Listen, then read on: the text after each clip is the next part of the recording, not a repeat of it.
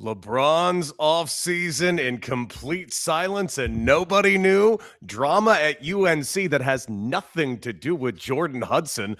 And Caitlin Clark is really just tired of all your narratives. Hey, Tanya, I got a drink. You got a drink. We're still across country from each other, but it doesn't mean we can't have ourselves a good Monday night. We're the regulars. I'm Cody Decker. I'm Tanya Ray Fox. I am returning to Los Angeles shortly, but until then, we're going to do it in these two tiny boxes away from each other. Thank you for tuning in. Let's do this, Cody. Oh, let's.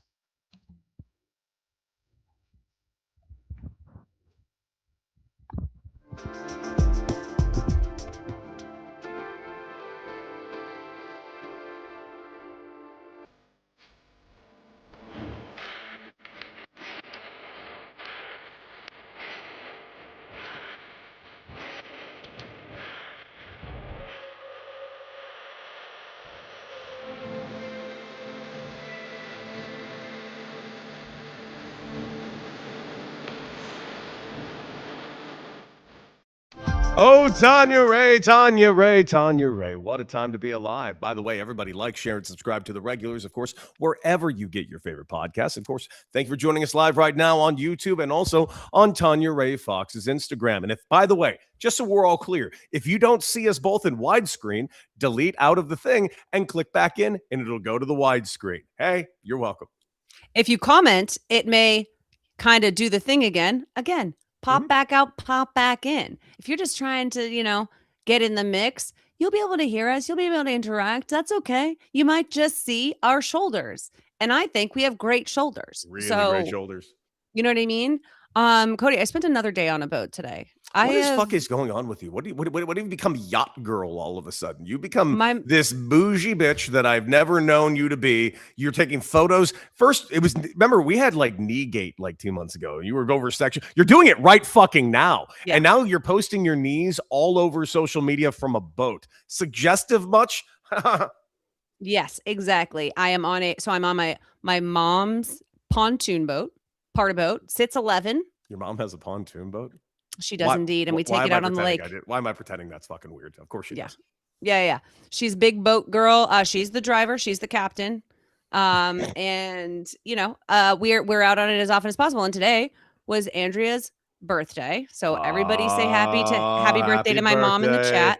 Mama Fox having the best birthday possible. We are big fans of Mama Fox on this household. Yeah. Unfortunately, right before this, I played a game of cribbage with her. And I beat her ass, man. She just didn't have the birthday luck today, but she did beat me last game. So we're 1-1 now. We had to do the rubber match. Well, she knows not to fuck around with the champ now. That's all that matters. And you ever played cribbage? We'll find out. No, I have not. What even is cribbage? Oh, you don't know about cribbage? Oh, it's what are those like old school like board I've games? Heard the name. Is it the one with like the diamonds on it? Like the kind of no, that's backgammon. Okay, backgammon. This is you peg along this little like pegboard, and and it's cards. Oh, okay. I thought you were talking about something completely different there. It's a big thing in our Italian family. I don't know if that's a thing. Like if you're an Italian American, you play cribbage, but this Italian American family does. So yes. Good. So we did that. Happy birthday to Andrea. And for her final gift, she gets to listen to us yap about LeBron for the 4,000th time since we launched this podcast like 6 months ago. Listen, it's not that we want to talk about LeBron, but here's just the fact. And I hate to just tell everybody this. It just is. LeBron James's news, frankly, trumps all of sports news. It just does. There's some players that just kind of transcend the sport itself. This isn't just making LA sports news or Philly sports news. This is not even national sports news. This is national fucking news in the absolute full extent of the phrase, to the point where it's being reported right now that LeBron James's contract signing, which by the way did become official today because finally they posted it out with a lovely graphic of the number 23 jersey that he apparently is going to be rocking this year. He's apparently already raised $250+ million in the area of Philadelphia just by tickets sold and all the merchandise getting around there. It's gonna blow up that fucking area the entire NBA season. Like, I still can't believe this is a salary cap league because there are some people that generate so much fucking money to say that the 76ers are getting a steal, Tanya, $8 million, and it's going to boom the city. And it's so funny because when we were talking, I don't know if I said it on the podcast or not, but when LeBron decided he was leaving and we were talking about, where he was going to go, I kept talking about how he absolutely, it was on the table that he would take the veterans minimum. And people were telling me I was crazy. And I'm like, listen, LeBron for a long time was making statement money. He was like, I'm going to get paid. I'm going to get paid LeBron money, whatever. This was not, it was so obvious to me that if he wanted to go somewhere with a team that was built up around him, he was going to take the veterans minimum. So I feel very vindicated that he did that. Yeah. Just so we're clear. And on top of that, it seems like, I know there's some beef in Philly media already. That's not surprising. But overall, the city's like very much feeling like kind of validated, kind of like, oh, LeBron wanted to come here. And that's the impact that he has on the sports world. To your point, outside of the sports world, that's the impact he has on the zeitgeist. And that is, we only get a couple of those, across a couple of generations, really. Like I've really never seen anything like this. And it kind of just is the perfect way to launch into headline one, because this is a situation where LeBron knew that he was going to be able to go wherever he wanted to go. No questions asked. All 31 other teams outside of the Lakers, including the Lakers, would have taken it back. But like every team was in play. Every team would have taken LeBron. There was no one that wasn't an option for him. And because of that, LeBron basically didn't tell anybody what he was doing. This report from The Athletic, I want to make sure that I shout out the authors when we do these things. It's Joe Vardon and David Aldridge.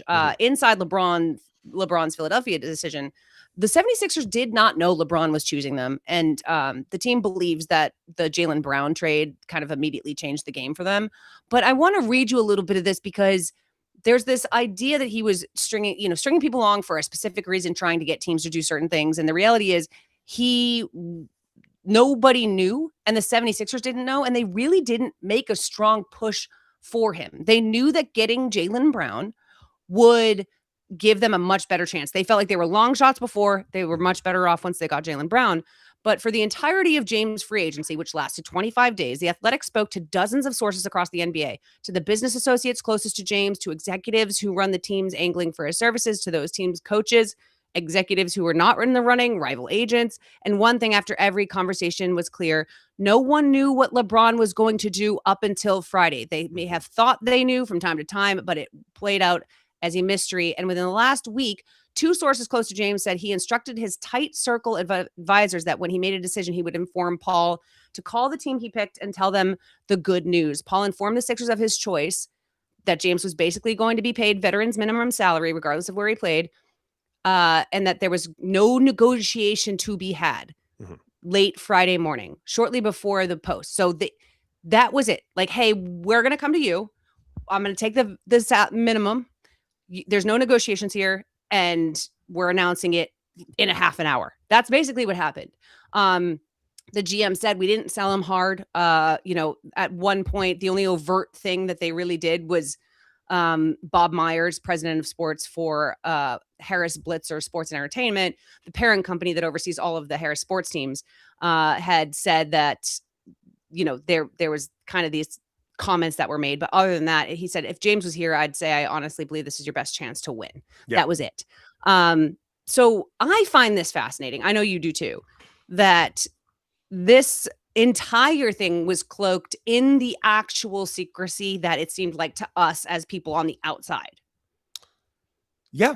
Yeah, no, it was. I mean, but also I firmly believe he didn't make a decision till probably the evening before or even the morning of. I'm sure he went back and forth. No, because he was doing that. He did the thing at the Fanatics, at Fanatics Fest, where he was like, he made the shout out to the process. I heard it. I heard that, and we talked about it. Listen, but he also said a couple of things that sounded a little bit like heat culture as well. Like he was doing all of the things. He was dropping little nuggets everywhere.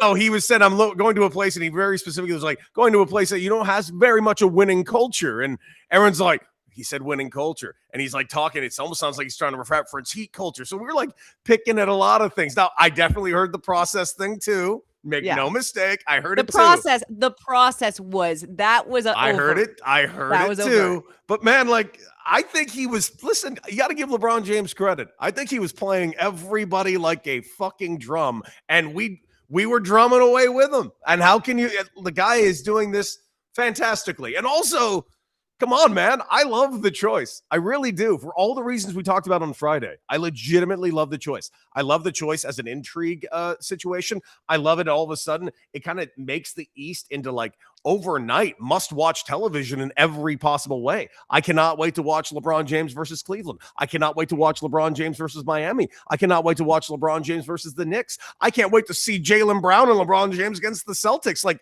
it's just fucking, I want to watch all of these. And he picked like the best possible place to go that not only is the best basketball fit, it's the most intriguing storyline, period. That's where all the drama is.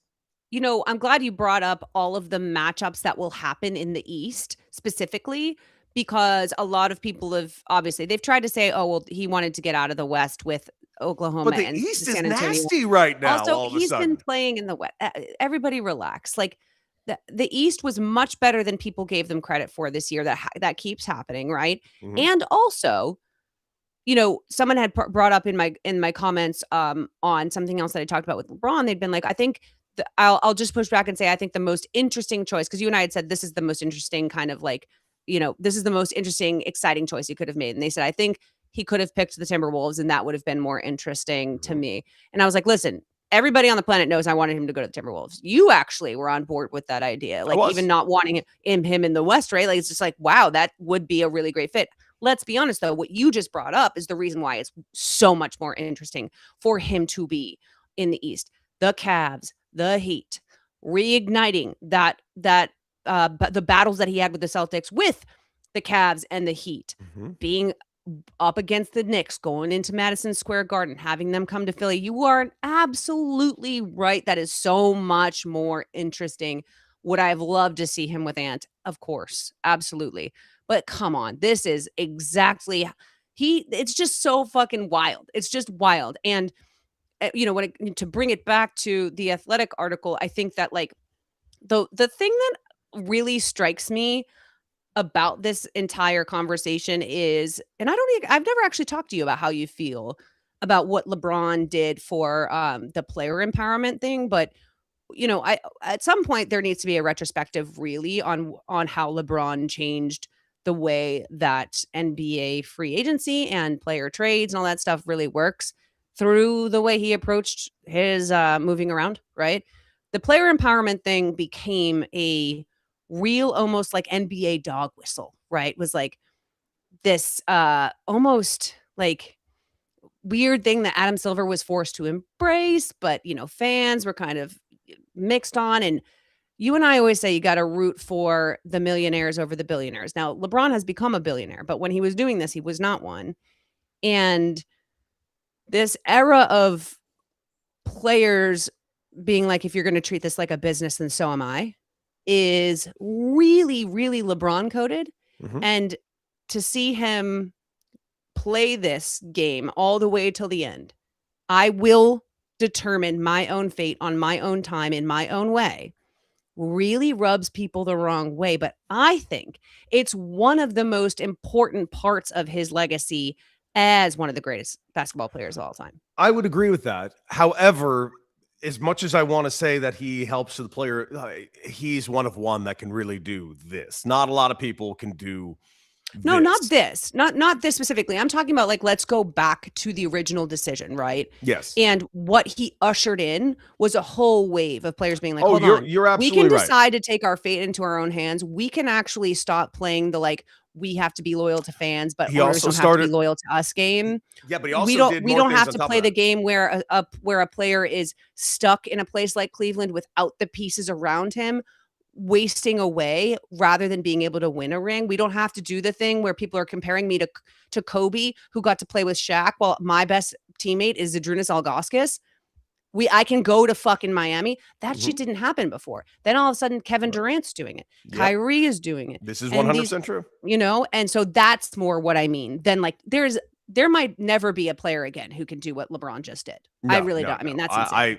What he has done is astonishing. But you're absolutely right. He did start that absolute trend, that whole big three trend, that we kind of lived through. Even though the Celtics probably did it first, the Celtics did it first, but LeBron was the first to respond. Yeah, I mean, the big Celtics big three was the first, and then LeBron was like, "What if I did that? Right? What if I built something?" And then everybody else was like, look what he did. He stopped the Celtics dynasty. That was about to be a dynasty. He stopped them in their tracks. Yeah. Right. Yeah, it was, him and obviously the Lakers beating the Celtics in 2010, but then they would have kept getting back if it weren't for LeBron. It's true. It's flat out true. Listen, LeBron, it's so easy to hate on LeBron, but it's ridiculous. And also on top of that, you talk about the player empowerment. He also did things that, like, he was one of the first guys active players that really started like a legitimate production company and really kind of diversified his assets in a different way. I mean, Shaq did it as well. Magic Johnson and Shaq definitely kind of led the way, and he took the next step. But his next step was getting into the production of it all and owning the production, of which Shaq did not do. Shaq got into the social media era. Yeah. So I would say LeBron really is, it's an interesting part of the conversation. He really is one of our first social media era superstars. Yeah. Not just in sports, like in the world, right? Because he got drafted right before Facebook launches, and his entire career has taken place alongside the rise of social media as one of the most famous people in the country, let alone the world. I mean, it's him, it's Beyonce. It is. I mean, these are the people we're talking about in terms of their relationship to social media and how they've used it to sort of integrate it into their legacies, right? Completely. And, it's almost funny. You think about that early thing when he first got drafted, that video of him using the old camera phone, like the old LG camera phone. Like, we weren't getting our internet on our phones back then. Like, and that was how inaccessible, that was how accessible it was at the time. That was during the .com era. And it is just astonishing how he has lived through all these eras. I mean, then obviously the early eras of social media, like even Giannis even referenced it. Is this where LeBron did the Harlem Shake? Like, yeah, that's where he fucking did the Harlem Shake. And by the way, that was like fucking 15 years ago. It's and it was still like 9 years into his career. I know. It's not. He wasn't even that young. It's just absolutely crazy. If you really bring it into a full context, because I think you and I it gets lost on us. We've had LeBron for not just our entire adult lives, basically the majority of our informed sports lives. We've never been without LeBron James. Yeah, I mean, we were like sophomores in high school or something when he was drafted. Like, that's our whole, like, our brains are forming into anything worth listening to parts of our life. I said that when players like Shaq retire and stuff, I was like, I didn't even remember basketball before Shaq. Like, to me, when Shaq retired, I was like, oh, I didn't know there was a world where Shaq wasn't playing basketball. Most human beings, under the age of 35 don't remember life before LeBron was playing basketball. That's really fucking cool. And I've just been thinking a lot about this, like seeing just how powerful he is. And you and I being so anti the owners, and just, there's always the conversation comparing his legacy to Jordan's. And Jordan's legacy was all about Jordan. Jordan grew the game through his fame, through the Nike, through the globalization. He grew the game, no question asked. But LeBron and what he has done has impacted the culture of the players and how they operate within the business structure of the NBA in a totally different way. And so it's just, another way to look at his impact. But yeah, also just wild. We just had to talk about the fact that this guy pulled this off. Dude, it's fucking nuts. Like, every aspect of it, it's fucking nuts. And you know what? I'll go a step further. I commend you. I commend every aspect of this. You fucking pulled off a heist. You fooled fucking everybody. I don't give a shit. If nothing else, just that alone has really made my fucking week. Sure. Yeah. Good call. Someone else, by the way, Cody, that has been around for so long, I can barely remember a time before him, is Bill Belichick.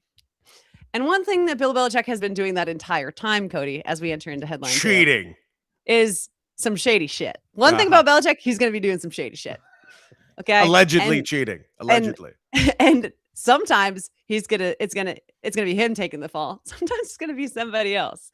We don't know who's gonna be taking the fall this time. But as of right now, his longtime right hand man is Mike Lombardi, who has been put on a paid administrative leave.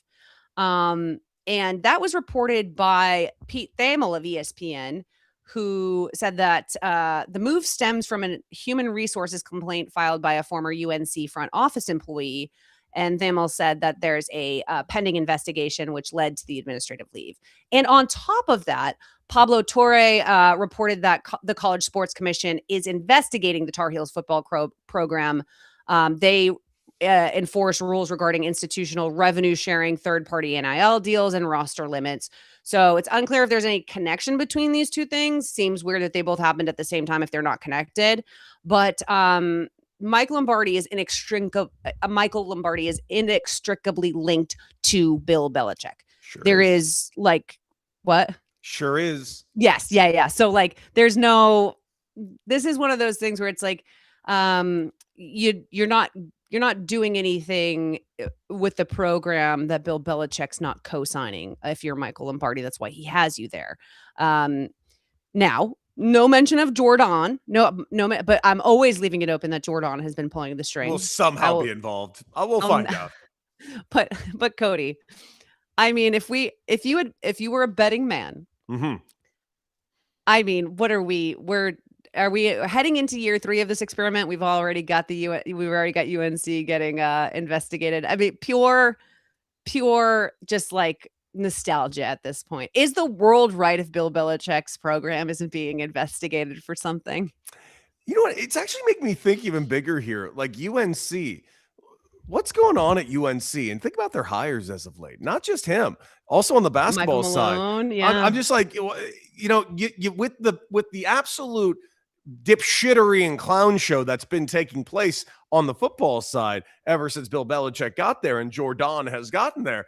I am shocked that UNC went back to the pro ranks for the basketball side. It actually is almost kind of baffling. Like I love Mr. Malone. I think he's a great hire for any NBA team, but I don't know how this is going to work at all at UNC. Yeah, you and I were not sold on that move when it was made. We were both kind of like, I don't know about this. This seems a little gimmicky at this point. It's what it feels like. A little bit, and that's why it's interesting. It's the commission looking into this, because it does very much seem like, how do we bring in the most NIL money? How do we get the most possible attention? Which is like, that's legal. You can do that. You can just get people to bring in more NIL money. But it's a bizarre choice. You're right. Like UNC in general has been making some really weird decisions across the board. I think that Bill Belichick is always in a place where it's like, what do I have to lose? Like I don't care, right? His job, legacy, sanity. If his legacy was going to be lost, babe, it would have been happening. That ship has sailed. But man, oh man, like let's forget about like the personal and all the Jordan shit, which is fucking. Oh God, can't fucking believe it. Just can't believe any of this shit has been like allowed to happen. I can't believe somebody hasn't come in and fucking put him in the fucking white coats and thrown him into a padded cell. That being said, forget about that. Just the football of all, 4-8 so far, 2-6 in his own conference, and now after 1 year, we got a fucking full on investigation. Like this is like, has it only been 1 year, or has it's he been doing been it for 2? 1 year. It feels like 10, but it's only been 1 season, Tanya. No, he hasn't coached 2 seasons. 1. What? It's only been a year of this. Oh my God, I thought I had bet. No. It's going to be forever. Forever. This is how long the 1 year of Bill Belichick at UNC has felt. Wow, that is fascinating. That's some fascinating shit. Okay, well, It's even worse than you thought. Yeah. So keeping an eye on that. Yeah. I'm rooting for, I would love for it to actually, this won't turn out to be a cool cheating scandal. Like I would love for another gate, because we have Spygate, we have Deflategate. Like, could we get an NIL gate?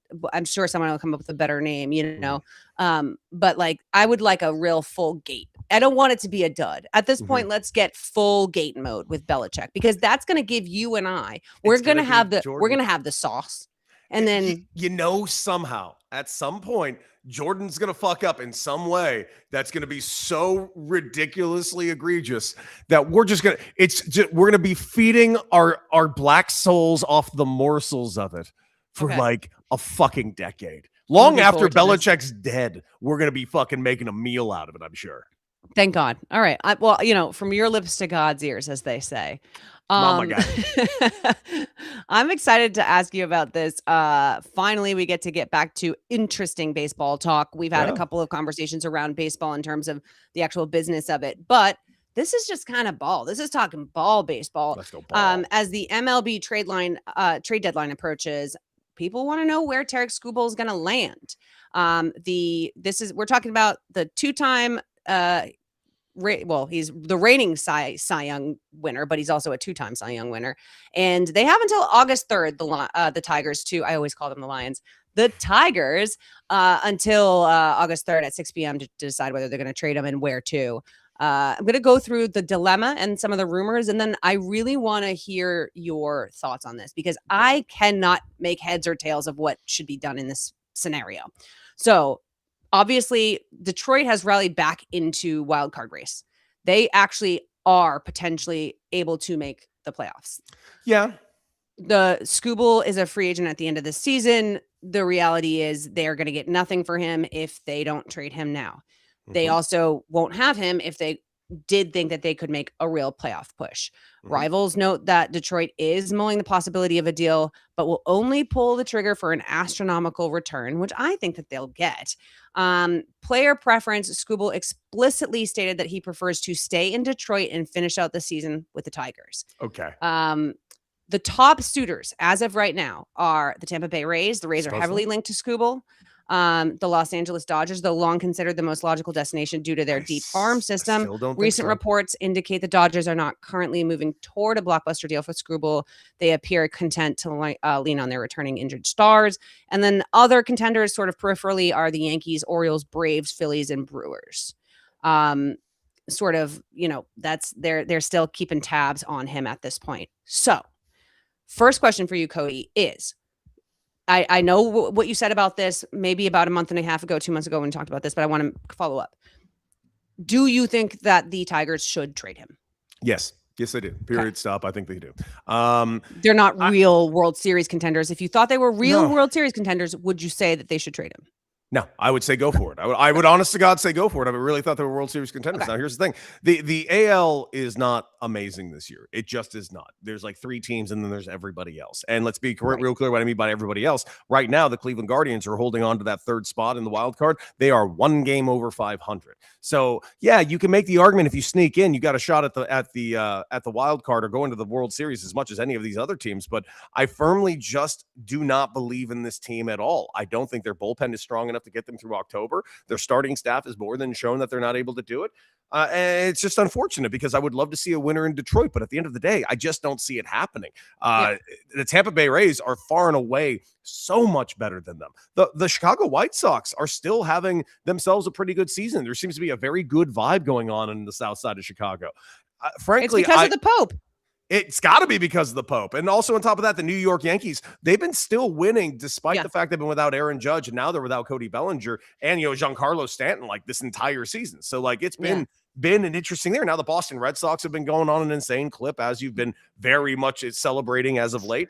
Guardians are still there, and the Minnesota Twins also a game out. But like there's also the Seattle Mariners who are 2 games out, who have such a ridiculous pitching staff that if they wanted to go ahead and sell, this would go insane. The Toronto Blue Jays got pieces that are absolutely going to help, like a Kevin Gausman. Here's the other thing about the idea about Tarik Skubal. Now, if the Dodgers were to go get Tarik Skubal, okay, I get it. You're adding another ace to your team, but you're also getting back Blake Snell, and he's coming off the 60-day IL. So just think of this practically. You got Blake Snell, who will be coming off the 60-day IL. You have Edwin Diaz coming off the 60-day IL. You have Blake Trinan coming off the regular IL. You're going to have Tyler Glasnow coming off the 60-day IL. That's 4 roster spots, all for pitchers that they fucking need back. Like, and 2 of those is coming this week. Right. And 3 of them are off the 40-man are off the 60-day, which means they got to take somebody like off the 40-man fucking roster, like a full-on hitting waiver claims, or unless they have options on the guy.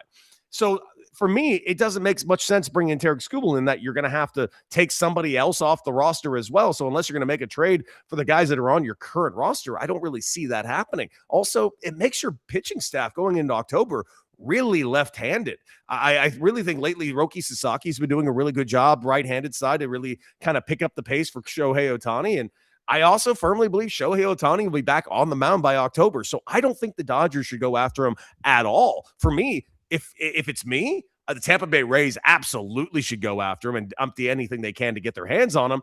But why not the fucking Boston Red Sox, who are all of a sudden in this shit? Go get your hands on a star pitcher right there. You know why. They're not making a move. Right fucking there, man. And you have the funds that you can sign him back after the fact. It's crazy. It is. Listen, my brain hasn't even allowed me to consider them going to get Tarik Skubal. That's how much I know they're not going to fucking do something. That's so annoying because if somebody else in the division gets him, that's a fucking. If the Rays get him, to me, it's fucking game over for everybody in the American League. Like play defense. Like stop playing on defense and start playing on offense. And like, I mean, listen, I hate Aroldis Chapman. I don't fucking like Aroldis Chapman, but I get it. He recently called them out too and was like, we know why we weren't winning. And it's certainly not because of the players. And there's been changes that have been made. That's why we're winning now. And I say, you just got a vote of confidence about the changes that you made, the firings, the like rearrangements from the players. Go fucking do something. So I don't know. What is your, my brain, no matter what the Dodgers say, my brain is always like, you're going to get him. I think there's more of a realistic thing that they get him as a free agent, maybe. But even then, I'm still having trouble wrapping my brain around it. The only reason at this point I think the Dodgers go after him is to stop, say, the Phillies from going after him. And I'll tell you why. Wheeler, fucking Sanchez, and Skubal in a best of 5 series would be a real problem for any team to face. I'm surprised the Phillies aren't up there with the Rays and the Dodgers in terms of the rumors. The Phillies should fucking. This is the Phillies, like they're coming at the end of their fucking window. You need to fucking do it now. I agree. Frankly, you get Tarik Skubal. That is such a terrifying playoff 3-headed monster that would give the fucking Dodgers fits. Imagine if you're a Philly sports fan and you get Tarik Skubal and LeBron James in the matter of 2 weeks. What a time to be alive, right? What a time, dude. What a time. What a world in Philly. Also, another team that I would look out for, Chicago Cubs, who desperately need another arm. They're not doing it. I don't see them doing it either because they never fucking do. They're the same as the Red Sox. They're the same as the Red Sox. You're right. And then one more team that I think should also really consider it, fucking Milwaukee Brewers, man. Yes, and they've been keeping tabs, and the Brewers have been knocking on the door. How long are you going to knock on the door? How long? The Mariners, how long are you going to knock on the door? Some of these teams, I'm like, you have been so close. Like, come on. As much as I know you would love to see the Dodgers win every single year, we also, it would just be good for my radio. It'd just be good for my radio show. That's really why. Outside of that, well, absolutely. And listen, if you got to maybe get tickets, that wouldn't suck. Fun. I might be able to bring certain friends. And then who might want to go with you? You know what I'm saying? But yeah, but there are other teams that I do think baseball fans would be really excited to see make that next leap. And as people who want to see baseball, someone was saying recently, why doesn't sports TV and sports talk more about all teams in these leagues? Why is it always, the Lakers and the Dodgers and the Knicks and the Celtics and the Patriots and the Chicago and whatever, right? And my answer was because you guys tune out. You tune out. The ratings aren't there. I would love to talk more about baseball on my show all the time. I would love to talk about hockey. I would love to talk about a lot of things. You guys don't fucking listen. You want to hear us talk about LeBron and Josh Allen. That's what you fucking want. If you stay and listen to the segments. And, they were like, well, that's not true and blah, blah, blah. And I was like, look at the ratings for the World Series when the Rangers played the Diamondbacks. It was a World Series I wanted, but guess what? Found out no one fucking else did.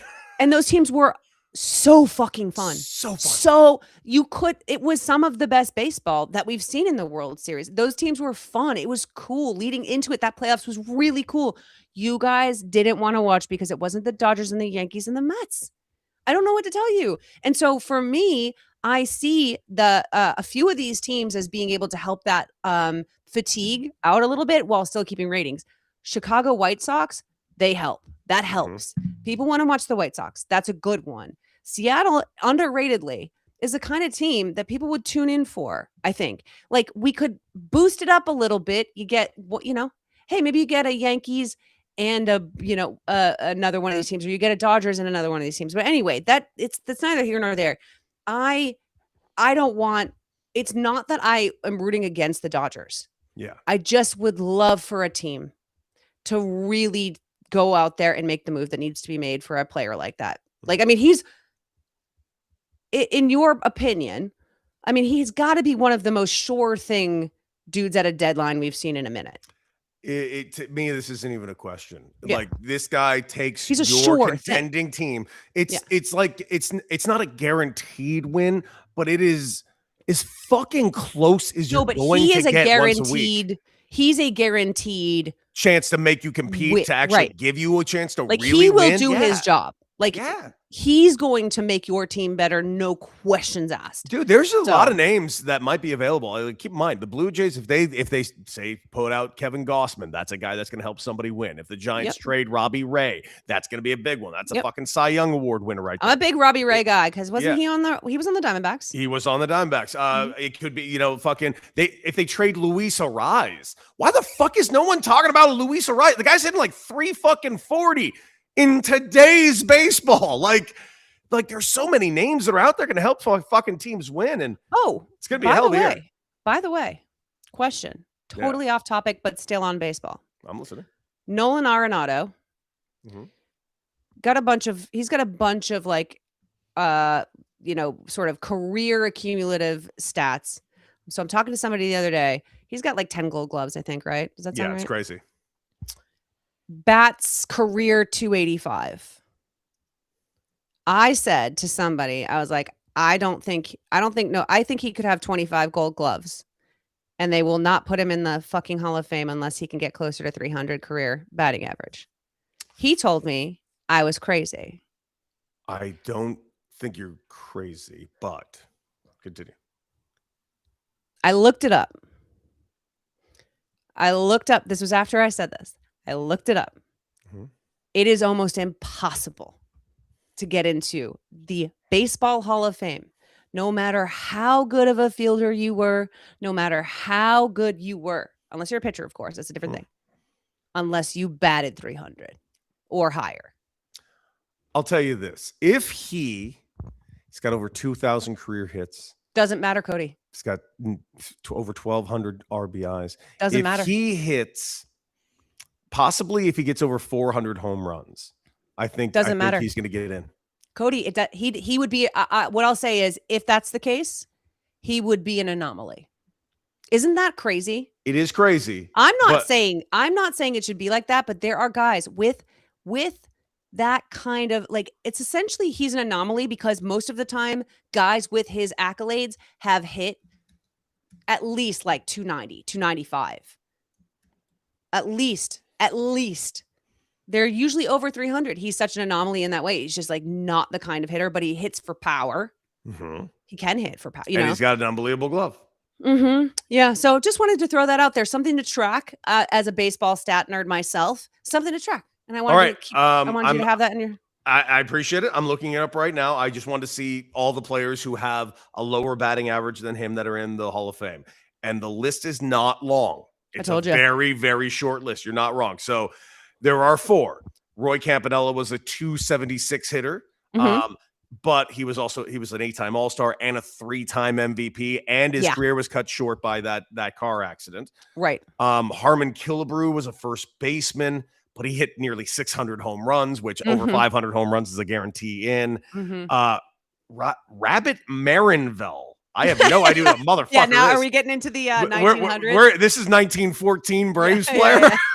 So good old Rabbit was a good one out there. Why is he in? Well, he's a legendary defensive shortstop who played 23 seasons and stacked up 2,605 hits. My goodness, what a time for the Boston Miracle Braves.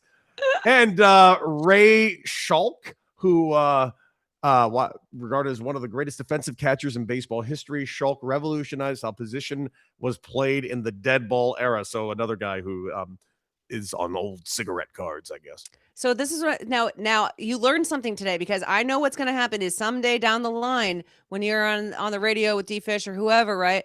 Something's going to come up and you're going to be like, actually, something you need to know about the Baseball Hall of Fame is that if but I have an answer now. My answer is now, well, Roy Campanella's in. What now? Fuck off. Yeah. But to your point, those three MVPs, man. I mean, yeah. If Arenado had 3 MVPs, I wouldn't think it was an issue. But like, again, it's there that coalescence of those specific things in one player is super rare, and it's crazy. So my point essentially was that like the Hall of Fame favors hitting so much over fielding that like I genuinely think he could win a Gold Glove in every single career he played, like every single year of his career. But if he hits 280, they're not letting him in unless he hits 500 homers, right? Yep. He could get to 400. He can get to 400. I mean, it's going to take him probably 2 more seasons to do it. But it's even in the chat. Yeah, he's got 367 career home runs. Yeah, no, he's got probably 2 more seasons that he could probably get it done if he plays for 2 more seasons.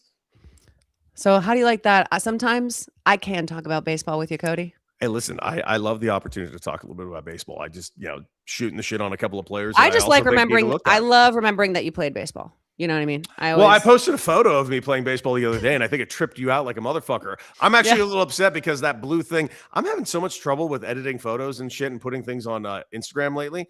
It's been really frustrating. I keep like having writing. There was writing underneath it that said another time and fucking didn't even come through. I know. I saw it. No, for me, it just said it was just all blue.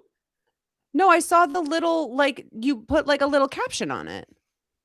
It said another time. Is that what you're talking about? The caption on your live? Yeah, but it wasn't on your story. It wasn't supposed to be small. It was big writing. It just like disappeared behind the thing. And I'm like, what the fuck? It keeps doing that to me over and over and over again. Well, you know what? Either way, I do really enjoy that. I remember every once in a while that my dear friend and podcast co-host actually played baseball. I did. We talk about it all the time. I'm telling you, it's the weirdest thing. Because to me, you're just the sports media guy. You're a sports media guy. Well, just imagine. But I obviously know you played baseball. I just wasn't there for it. So it's weird. I know, but you have to understand, because you know me in a completely different lifetime. I know. Like my baseball playing years, it honestly feels like a fever dream. I like kind of look back and I like remember it as like dreams. It's like not even real to me anymore. But it fucking happened. I was there. Well, imagine being me. If you can't believe it, imagine how I feel. Now imagine how I feel. I am now when I'm a single man, like going on dates, and then like I looked you up and I saw that you were a pro baseball player, and like then the conversation like goes that way, and it was way worse. It was actually way worse in New York because my divorce because my marriage was like online, but my divorce wasn't. Did you have drama in like the New York Post? Did they put your shit in like the tabloids in New York? No. Amazingly, which I had a feeling for, they didn't give a fuck about my marriage. They wrote about me several. They wrote about me several times, but never once about that. But also, like, didn't make it all that much public. But it was so funny when I was going on dates when I first became single. Right, I was going on dates and like it was awful. I read that you're married. You're like, I'm not. I'm sorry, I'm not editing my Wikipedia, and I decided not to Wikipedia my divorce. Do you want to edit my Wikipedia for me, then, please? Please do. So that was always fun, and that and the whole pro baseball thing, because one, I didn't look exactly the same as I did when I was a pro. That's true. Player. Yeah. And two, I was good. I got to the big leagues. I was good. Like I was very, very, very good. But like. There were better ball players than me. So, sure. I mean, there's better ball players than everybody except for like 6 ball players. So it's all good. That's true. That is true.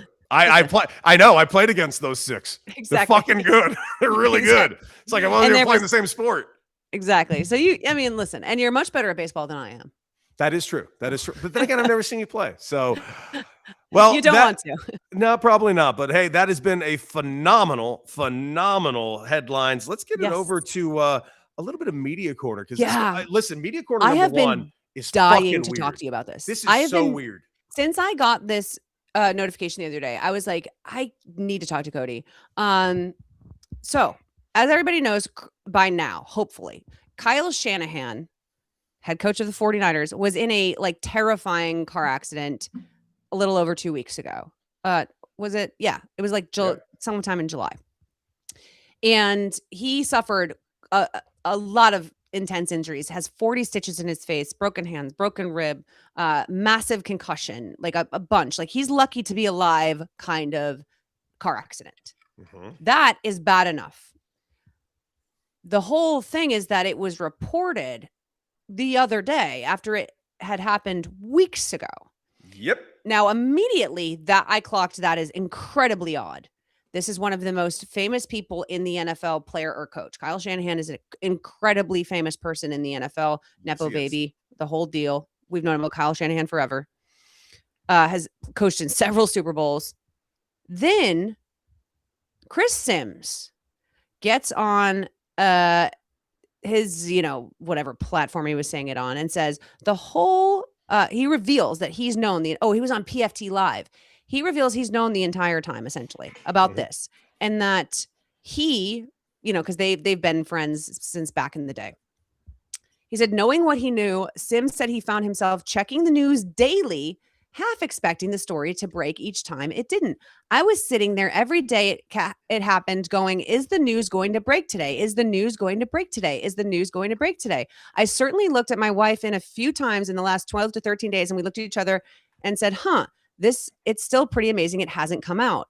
He said the whole concept of friendship is different than the concept of doing your job as a reporter, in sort of the answer to why he didn't say anything himself as somebody who's been in the media for a while. You and I have talked a lot since the Diana Russini news about the double standard that is being held around her having these specific relationships with people that may or may not have, we have no proof it ever did, but may or may not have affected her decisions to report specific things. We now have something that undoubtedly dozens of reporters at least knew about. Mm-hmm. More than that, dozens more outside of direct beat reporting that knew about it. People like Chris Sims.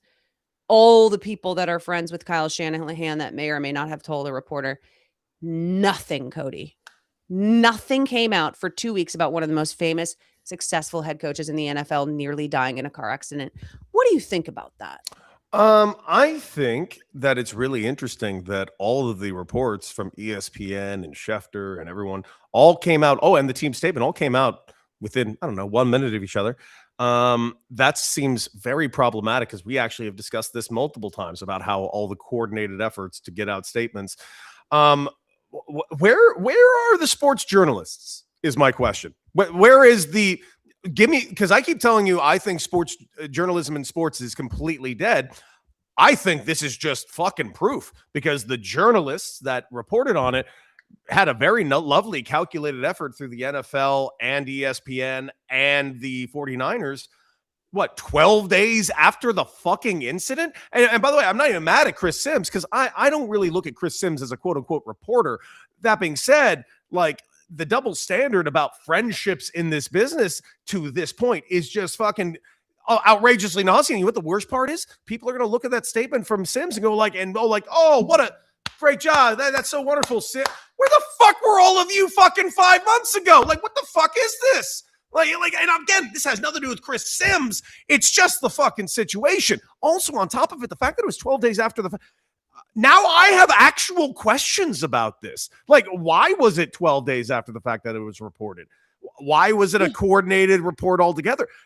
12 days. 12 days, as you already eloquently said, that it was one of the most famous people in the NFL, and we don't know about it for 12 days. I think it was actually 14 total that like, was what that we didn't the know about. Fuck is going on here? How was this being able to be bottled up? And why is the NFL and the team and reporters coordinating about its conversation? Means to me, now there might not be anything more to this, but now I 100% think there's so fucking much more to this that I think actual investigators need to get involved.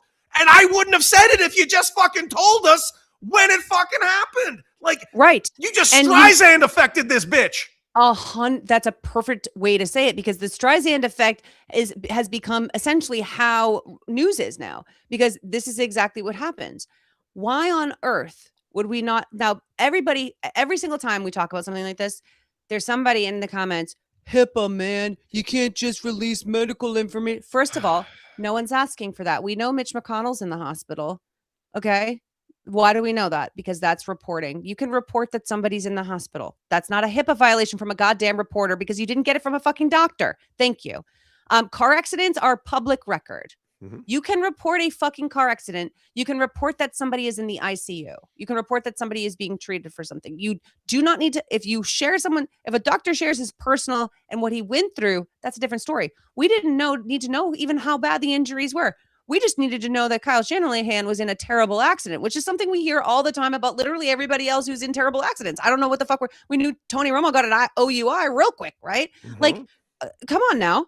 So now you're like, okay, I look at the report. Part of the report says nobody was cited for this 2-car crash. No one cited. No issues, right?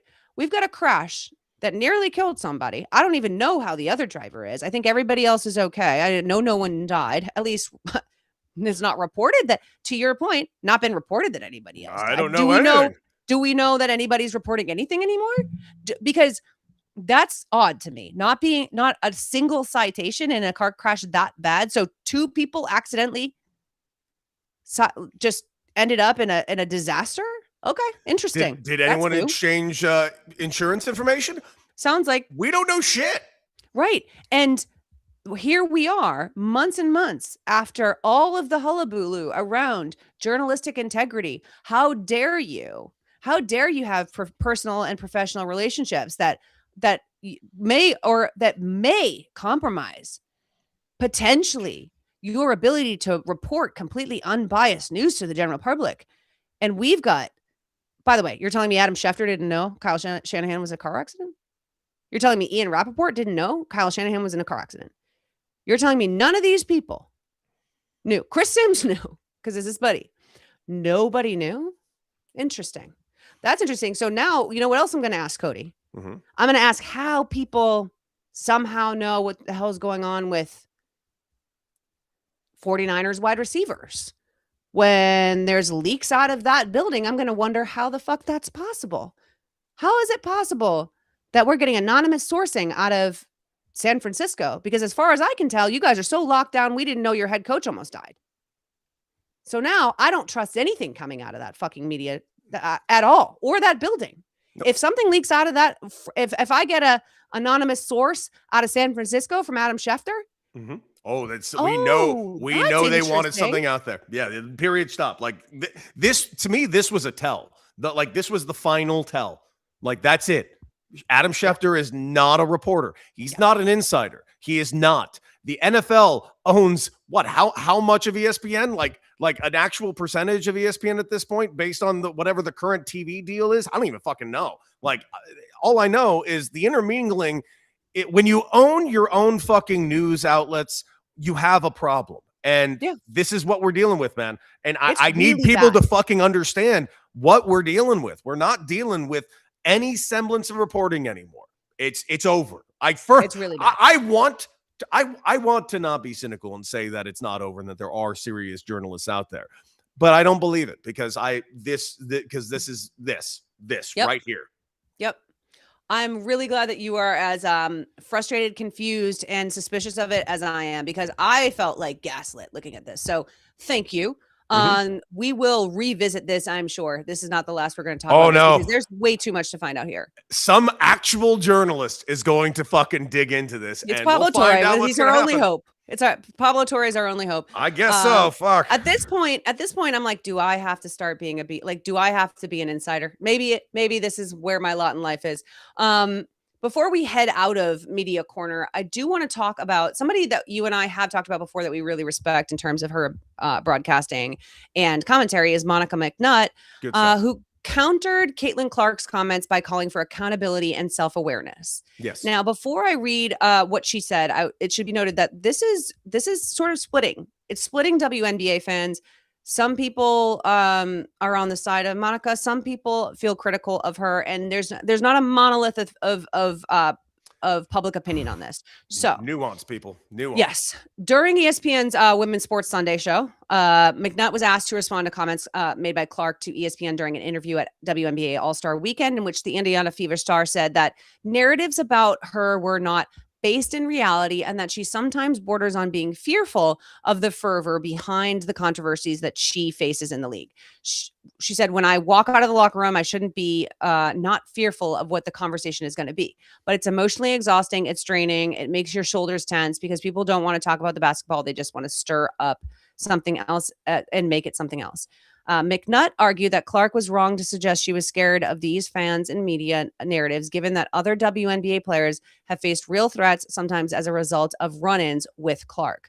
She said, I thought the choice, the word of being fearful of the conversation after a game that she alluded to was interesting because oftentimes it seems, at least in the larger discourse, and not that this is an emotional experience, this isn't an emotional experience for Caitlin Clark, because I believe it is, but it's the folks that are accused of doing outside the parameters of competition who are fearful when you look at their social media. She said just last week that, we're talking about like the racist threats and physical threats to other Black players, all that stuff, a lot. And just the stuff that you and I have talked about Congress stepping in on behalf of Caitlin Clark, a lot of really white supremacist fans stepping in on behalf of Caitlin Clark, and Caitlin largely being fairly silent about just how big of support she's getting from a very specific demographic of people. And then however, on last week, Shanae Agumake urged women's basketball media to recenter the conversation about Clark back towards basketball.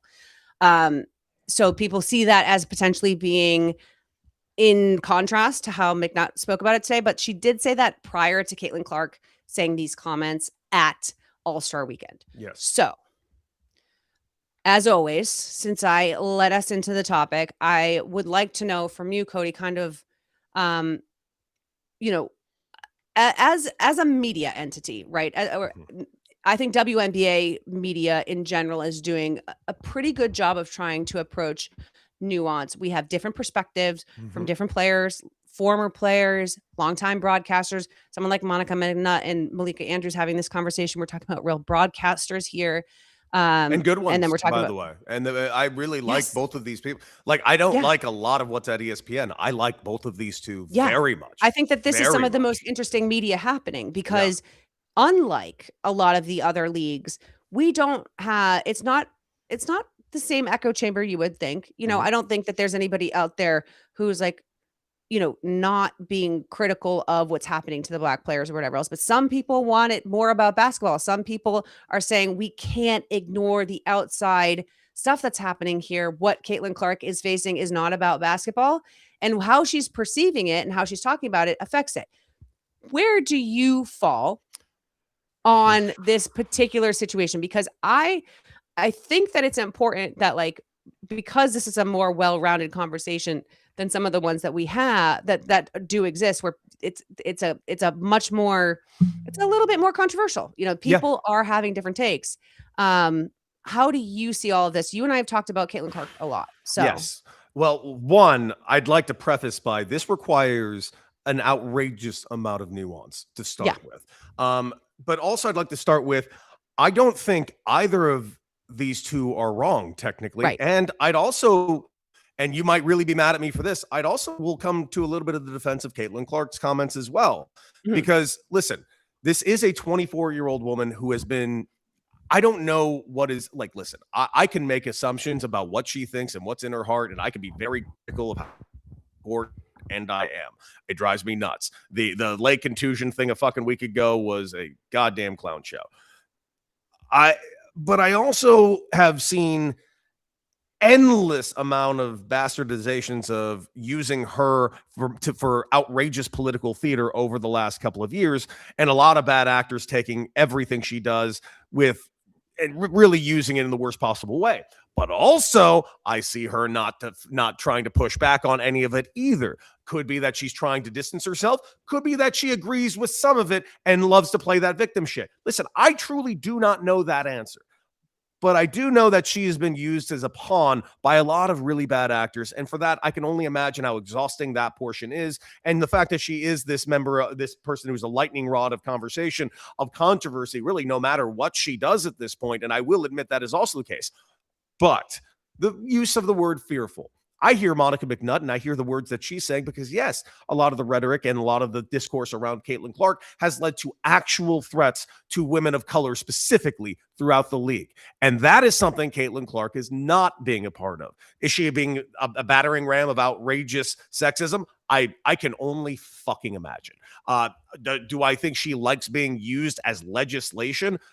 If I was a pro athlete and I was being thrown around for in legislation that everyone needs to protect me, I would be fucking embarrassed. So yeah, I think that as an athlete and a competitor, I would be embarrassed by that, like horrifically embarrassed by that. I don't know if she is or is not, by the way. I'm just giving you my perspective as a former athlete. But I will tell you this. I also agree with Monica McNutt in her perspective of this because I think she sees a perspective that Caitlin doesn't see. And I also think at times, and when I'm critical of Caitlin Clark not seeing this perspective, I also think I got to remind myself at times she is a 24-year-old person who's only a couple of years into this, and it's been an outrageous amount of rude awakenings in this league for her. She's had some success, and she's had some moments where she's been knocked right back down to fucking earth by the physicality and just by the really good play. I almost feel like I'm copping out because I'm kind of trying to see every single perspective here. Yeah, I mean, I don't think it's a cop out to see like, okay, I can see where I agree with every perspective, because I think if you really did not agree with one particular perspective, you would say it. It's not like you're somebody who generally is just trying to appease people. So I don't think you're copping out. Yeah, I think that's a thing that we sometimes end up in where it's like no one's wrong and no one's completely right either. That is absolutely like a fair place to arrive at.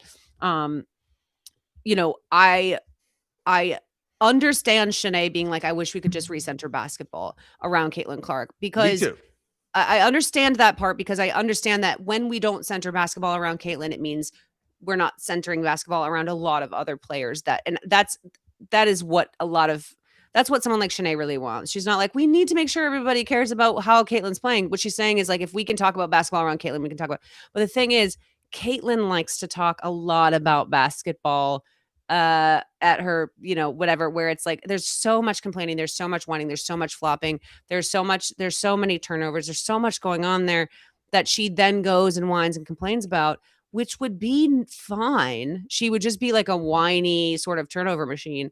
And we could talk about how she's still like, all these other things, just like we've talked about with plenty of NBA players, except for the politicization, right? Yes. And here's the thing, Cody, and I've probably said this on the show before. There is no way, no one could ever use me as political theater, right? Oh, me neither. I would fucking lose my mind. Because, and now, yes, I am much older than Caitlin Clark. I am much more experienced. However, with great power comes great responsibility, right? And she's not too young to take the endorsement deal. She's not too young to get on a mic and complain about referees. She's not too young to fuel bullshit with Angel Reese in college. She's not too young for any of that shit. And now she's suddenly too young to be dealing with all the fearful bullshit, right? So, okay, all I know is that I've been loud and outspoken my entire life. And if I did not want people in Congress and white supremacists saying what they were saying on my behalf, I'd make sure people knew. And she just doesn't. Now, on the flip side, the Black women speak up for themselves all the time. And by speaking up for themselves, they put a bigger target on their back. do you see how that kind of isn't fucking fair? Caitlyn says nothing. We still feel bad. Completely Black women agree. say something, whatever. So I agree. that's where I tend to agree a little bit more with Monica on that front. Do I understand that? Absolutely. It's a lot to deal with at 24. I do. I really fucking do. 100%. But that I word also fearful. just think we have to stop. Like at what point do you own that you are in a unique position that is very difficult, and there are comforts that you will be afforded in life that 90% of the world will never know, right? Like you're living a crazy life, and that is going to come with crazy consequences and crazy benefits. That's how it works. You don't get the benefits without the fucking consequences. Yep. And one thing's for goddamn sure, the Black women and the queer women in your league definitely don't. That's how I'll always feel about that. At the end of the day, I would love for things to be just about sports. They're never just about sports. I love Shanae with all my heart and soul. I know why she wants it to be all about the basketball and the WNBA. But she's got, they got players out there dropping. Dejanay Carrington started spilling the tea about her ex-girlfriend in the league cheating with other WNBA players in the league on threads and Twitter. They're not even making it about basketball. This is a league full of drama, just like the NFL is, just like the NBA is, just like baseball is. It's never, you've said this how many times? It's never just about sports. It's politics. It's everything. Sports aren't just sports, and they never will be. So can we try to reclaim the narrative and actually talk about the basketball more? Absolutely. I would love that. I would love to pop on here, talk to you about the 3-point competition, which, by the way, Caitlin Clark didn't take part of. No, she didn't. You want to know why? Because she's got a shitty 3-point shooting percentage. But that's neither here nor there, is it, Cody? Is it? No, I guess it's fucking not. I guess it's not. We don't need to do that. But you know what? AZ Fudd was great. And I would love to talk to you about AZ Fudd. I would love to talk about those things. Fact of the matter is, we are in Media Corner. So this is where we talk about media. We don't talk about ball. We talk about media talking about ball in Media Corner. And that's what we're doing. And I appreciate your nuance on this. And I don't think that you are ever coming at things trying to parse. I don't. No, I think that you gave good perspectives for each corner of this. And I think that sometimes we don't need to have big hot takes. No. Sometimes it is just that. No, and I want to have a stronger take my stronger take for Caitlin Clark is simply this. I need her to have a take. At this point, I don't give a fuck what it is. I need her to be on some sort of side. That's what it is. I would literally prefer if she was just out in MAGA. Like just say. Just be the MAGA, and if that's it, be the fucking MAGA girl. And then be Nick Bosa. Yeah, be Nick Bosa. Like, fine. I'd rather you pick a side in this, so we don't have to keep having this nuanced conversation. Yes, because if the conversation isn't nuanced, then it's no longer nuanced. The end. Then we can just call her. Then we can just call the racism what it is, and stop arguing about whether it is or not. Because MAGA's always going to say that it's not, and we're going to always say it is, and then we can just all agree to disagree on that. Yep. Yeah. I don't agree to that. Neither do I. Something else I don't agree with, Cody, is there has been massive pushback on a recent announcement from something at Comic-Con. Lots of big announcements at Comic-Con, which you and I are going to talk about a little bit. We're gonna get into some follow-up thoughts about the Odyssey in Pop Culture Corner here. But the first thing I want to ask you about is the pushback on David Johnson being cast as the next Black Panther. Now, from what I know, correct me if I'm wrong, he's not playing T'Challa because he's playing a different character who is going to become the next Black Panther. That's how this works in the comics, everything else. So a lot of people wanted Damson Idris cast. A lot of people wanted all these people cast. Everybody fan casts everything, and then they get mad that the person that they didn't want. But there's critiques about him being British, which is funny because Letitia Wright is British. There's whatever. There's critiques about him being too small, even though Chadwick Boseman was never a huge guy, and a lot of these dudes aren't huge. They're fucking Hollywood actors. I don't know if I hate to break it to you, but none of them are the size of WWE superstars. Okay, unless they are a WWE superstar, they're the Guardians of the Galaxy. My whole thing is that if Ryan Coogler cast a motherfucker as Black Panther, I'm gonna believe that Ryan Coogler cast the right motherfucker as Black Panther. What are we doing, Cody? Are we now in the business of questioning a man who's never made anything but a fucking masterpiece? What are we fucking doing? Who? We are not talking about a fucking schlub here. We are not talking about somebody who doesn't take their culture seriously. Ryan Coogler represents Black American culture better than anybody outside of fucking Spike Lee. Ever, like, truly, what are we talking about? You're mad he's British American or he's a British actor? It's Ryan Coogler. You're gonna be really mad. Wait, real quick. You're gonna be real fucking mad when you find out about Tom Holland and Andrew Garfield. Also, I hate to break it to you, but Wakanda is not in America, baby. No, like that's not. We don't have close, baby. Cody, are we in the business of questioning the casting choices of Ryan Coogler these days, or are the people doing that losers who need to go outside and touch grass? Fucking such loser shit. I don't know. Okay. Ryan Coogler is such a fucking culturally important and staggering filmmaker that I'm amazed that you thought that this was the big story, that David Johnson got the role, because, by the way, David Johnson, I've only seen him in 2 roles. He fucking stole both fucking movies. I didn't even like Alien Romulus. You know what's the only thing I remember in Alien Romulus? The only fucking thing was this cat's performance. Outside of that, you could have fucking scrapped the whole movie and thrown it into the sun. He was fucking fantastic. I would like more of that character. Yeah. That's it. He's a good actor. Ryan Coogler is going to be shooting this movie on film, on celluloid film. He is? Marvel's letting Ryan Coogler shoot this movie on celluloid film. Marvel, which doesn't let anyone do fucking anything, just said, "Oh, Ryan Coogler, you are willing to do another Yes, sir. Whatever the fuck you want, sir. Yes. He's Ryan fucking Coogler. This is a man that has yet to make anything that wasn't a masterpiece. And I want to say that again, a masterpiece. Yeah. His first movie was Fruitville Station. This movie, it was the movie that made me realize that Michael B. Jordan was a star.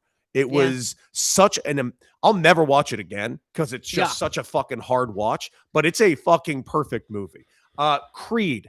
A movie like Creed on paper should be a direct to fucking DVD fucking feature. It might have been the fucking second best Rocky movie ever made. And I do, like, as I love Rocky, and like I really think there's an argument that Creed is better than any Rocky movie. And I'm not saying it is, but there's an argument. That's fucking crazy. It's crazy that there's even an argument. That's crazy that there's even an argument. Black Panther. What else do I need to say about Black Panther? You know what I think is even a bigger accomplishment than Black Panther is Wakanda Forever. And it's not because I think it's a better movie. It's because how the fuck did you make any of this work? Yeah. None of this should have worked. This should have been a shit show. Nope. That's Ryan Coogler working. That's why. Oh, and I don't know if any of you have heard of Sinners. It's a fucking masterpiece. Yeah. Anybody been around for any of this? So any of you questioning Ryan Coogler, you guys need a fucking the only thing that can help you at this point is like a beheading or something. And by the way, your brain does not work. The person you were comparing him to, Chadwick Boseman, guess who cast him? Ryan Guys, am I in the upside down? Holy fucking shit. Okay, so there was one other thing from Comic-Con you wanted to talk about, and then we're going to do a quick Odyssey catch up. Mm-hmm. What was it from there was something else from Comic-Con that you wanted to hit. There was one thing I wanted to hit, and that is even though this wonderful announcement here, and I am looking very forward to Ryan Gosling playing Ghost Rider, one of my favorite characters of all time. Very, very cool. Mm-hmm. I can't help but think about the Doomsday panel and its reveal, and I've seen a bunch of think pieces on the trailer and everything. I am excited, but I am so much more worried than excited. And I'll tell you why. Okay, yeah. I've been looking forward to just so you know, I've been looking forward to Doomsday for forever. Yeah. So have I. I truly mean that. But like, Marvel has gotten away with murder for a very, very long time. And the murder that they've got, and it has caught up with them as the box office is shown, as a lot of their output is shown, as you know, like Captain America 4 was a bad movie. It just was a bad movie. I wanted it to be good. It just wasn't. And it wasn't because they've got some duds. Are you worrying that Doomsday is going to be? But here's my reason why Captain America 4 wasn't great. It was because it was practically stuck together with duct tape and bubble gum at the end with so many reshoots that it just kind of felt like, oh man, the whole crescendo. When you of this start film, getting into lots of reshoots, it's never a good sign. It's a problem. And this movie's entire existence is basically the longest reshoot that's ever been done.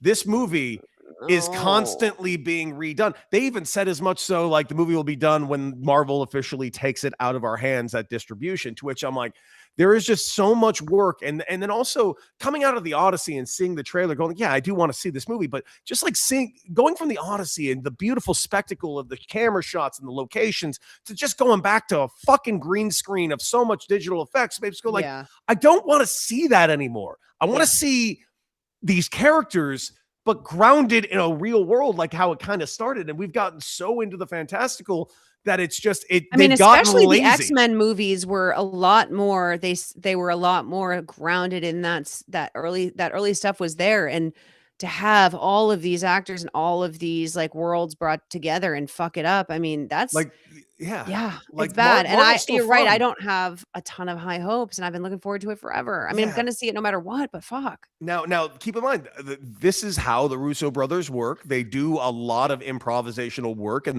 they've made phenomenal movies stuck together with duct tape. At some point, I'm worried the luck's going to run out, and it might be this time. Imagine it runs out in Doomsday. We're like, really, motherfuckers, for sure? Naturally. Really? I know. But that being said, I'm really excited because I got Spider-Man tickets for this week. I'm really excited for the new Spider-Man movie. And listen, I'm a big Marvel fan, but I'm also a big DC fan. I'm very excited for Lanterns. Do you see the new trailer for Lanterns? No, you need to show me. Let's watch it on Friday when I come into the studio. Friday. Okay. But yeah, no, I'm very excited for a lot of these things. And yeah, let's get away from the Comic-Con of it all. I'm worried about Marvel, but I think ultimately everything will be okay. Yeah. That being said, I did catch the Odyssey yet again. Yeah, you got to see it in IMAX. You said you were IMAX, IMAX 70 millimeter, which I want to apologize to. There are only 41 IMAX 70 millimeters in the entire world. I think only like 27 in the country. 2 are in Los Angeles. Okay. Now, I seeing it in that, I saw it at the Chinese Theater in Hollywood. It was a staggering experience again. Great. I love that. The visuals of this film, I mean, it just reminds you how good filmmaking can be. Yeah. And I wanted to hone in on something this second go around while being kind of encapsulated in the picture. Mm-hmm. I wanted to focus a little bit more into the performances. Right. And really kind of zero in at a couple. And I want to take away a couple of things just right out the gate. John Leguizamo is fantastic in this movie, and just getting to see it again. He is just so fucking good in this. Robert Pattinson is just so fucking good in this. Like, I don't know which of those two is going to win Best Supporting Actor, but it's got to be one of them. Unless they split the vote. I'm going Leguizamo, but it's not because I didn't think our Pats is great. I just think Leguizamo held it down. Yeah, these two were so good in this movie, just truly so good. And I heard everything you said with about Matt Damon's performance, so I went in with that lens. I wanted to kind of go in with that lens. And I know you may still disagree with me, even if you go have a second viewing. Yeah. And it honestly made me appreciate the performance even more.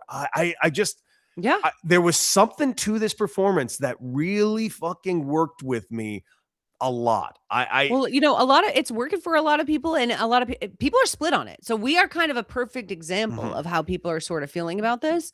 So I'm not surprised. Like, I'm not, I think that we're probably a great example of a larger experience people are having with the film.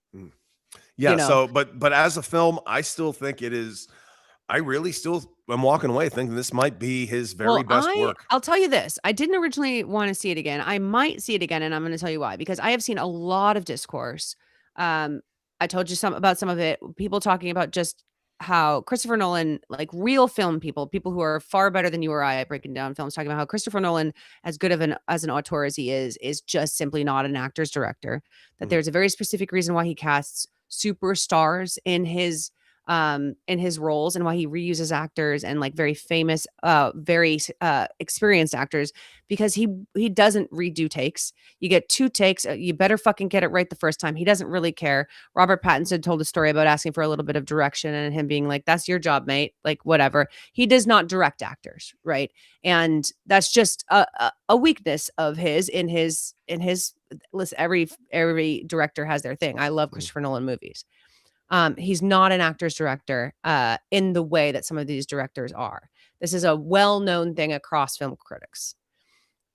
On the flip side, he makes films in a way that no other director can either.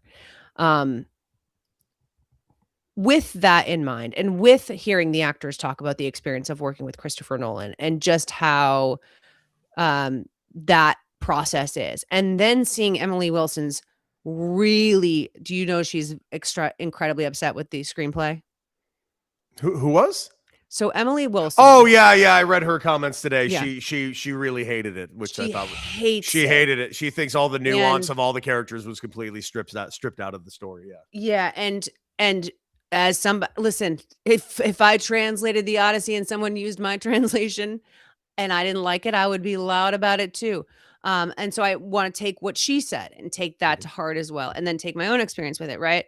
And so then I think about that, and I would like to go back and look at Matt Damon's performance under the lens of what the script he was given, which I think I actually might have blamed Matt Damon for things that's the fault of the screenplay, which is a thing that can sometimes happen.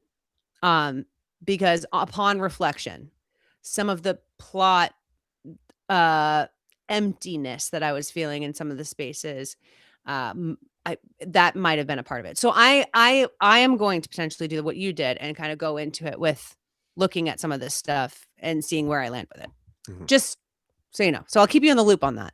I appreciate it. We'll be talking about the Odyssey for so long. We'll be on our own Odyssey with the Odyssey. Not the same way USC's on their own Odyssey, which is still my favorite tweet of all time. Oh my God. I love it when academic institutions tweet out things that show that they are not an academic institution. Yeah, anymore. Right. I know. Well, this happens frequently. I feel like that's everybody's just a hot mess. Yeah. But no, I'm gonna see it a third time. And also, I got a question. I got to talk to you probably about this off thing, because I guess Annie doesn't want to go. I got 2 tickets to go see. Maybe I can maybe make it 3. 2 tickets to go see Sinners on Saturday night, 70mm at the Arrow. Maybe I can make it 3 or 4 tickets and convince that you and Chris go. Maybe I can convince Annie to go. Yeah, I'll text Annie and be like, we're all going. I'll get 2 more tickets. That could happen. Text her right now. Say we'll double date at Sinners on Saturday night if you go. Right now, I haven't seen Chris in days. Hopefully he's getting home shortly, and then we'll catch up on everything. But yes, I love this. I love this idea. First of all, we have a lot of catching up to do. It's been way too long. Too long. Wait, is Mama Fox coming soon? Because I need to. Yes. We need to sit down and talk. Is my dad still haunting her? He's been leaving her alone this summer. He's been chilling the last month. I'm glad he's taken the summer off. Mm-hmm. Mm-hmm. He needed it. Yeah, so we should be good. Flying back on Wednesdays, which means you and I will be back in our comfy, cozy studio, booth, man. Back together in the air-conditioned booth, and we'll be sweating in the room here with the windows closed. We won't have to worry about this ring light cutting out, which it's going to do any second. If I make it through this whole episode without the ring light cutting out, I'm going to be so proud of myself. So we have to end it now so that we could just just go out with the beautiful light on my face. Well, in that case, let's just be real clear. Like, share, and subscribe to the Regulars Pod, wherever you get your favorite podcast. And of course, like, share, and subscribe right here on YouTube. We will have clips that are going out at the Regulars Pod on Instagram. And of course, check out Tanya Ray's posts because she posts them. And check out my posts because I post them. Also, we didn't get to talk about the bloody sock because the reason why, and there's an actual reason, is because she's in Boston and she's being like, it's like propaganda there, and she's being affected by nostalgia. You think I can't be as unbiased as I need to be in the conversation if I'm in the glow of Boston? You'll be fucking capable. You'll be sitting here like quoting Cheers episodes. You'll be sitting here being like, no, I think the new Frasier is great, and it'll be a nauseating conversation. So we'll wait for you back to LA. You know what, Cody? That's okay, because for now, I do have one thing I can contribute to the conversation, regardless of where I am. I say this: East Coast, West Coast, and if I was in the middle of the country in the Central Time Zone, I'd say the same thing. You know what it is? What's that? Fuck Kurt Schilling. Fuck Kurt Schilling. We're the regulars. We are.